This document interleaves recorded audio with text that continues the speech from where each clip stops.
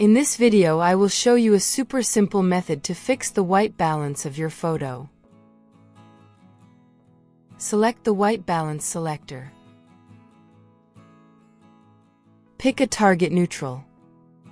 I click on an area that should have been gray. The photo is less green now.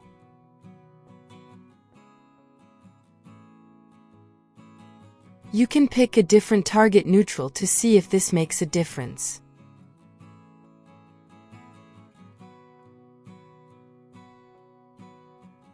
By doing this, you adjusted the temperature and tint. You can also manually adjust it to make some final changes.